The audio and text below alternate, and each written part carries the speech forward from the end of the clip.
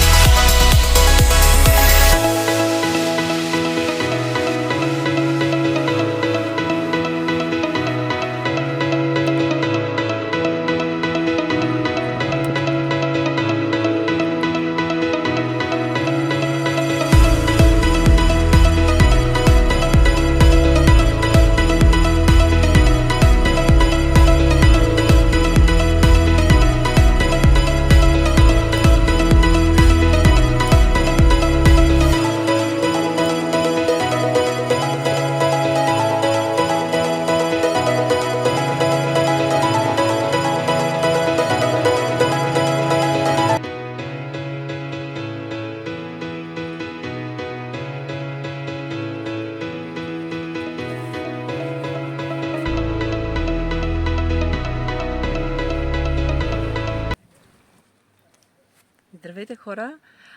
Най-вероятно вече сте видяли. Исках да ви представя тази композиция и да ви разкажа малко повече за това, което използвах като материали за нея. Всъщност това са материали подръчни, които ги има в абсолютно всеки дом. За основата на венеца използвах лиани от пафит, мисля, че се казва, и за по-дебело и за по-устойчиво от лозниците, дългите пръчки. Отдолу основата, отгоре украсих с пафита заедно с зеленината и с цветчетата, които помежду другото имат страхотен аромат и стоят доста време свежи. Използвах капсули, тъй като аз за рязания цвят, тъй като аз когато получавам стока, например антуриуми, си ги запазвам тези пластмасови капсули, точно с тази цел, за да мога след това да ги преизползвам. Направих венеца, забих го на една дървена основа, като вие може да използвате дъска, може да използвате някаква по-непотребна основа, която долу да... Просто трябва да е малко по-тежка, за да може да стои основата стабилна. След това го забих с едни малки пирончета и доукрасих с рязан цвят. Виждате този стар ключ, който се създава много така готино настроение. Една панделка от канап, която е абсолютно достатъчна. И тази композиция, заедно с свещите, ми отнене повече от 30 минути да я изработя, а ще стои много красиво както за партито на вашето дете, така и за какъвто и да било друг повод. И е изцяло с цветя и с материали, които са в двора на абсолютно всеки. Надявам се да ви е било полезно. Последвайте канала на Елън Диви Цветя.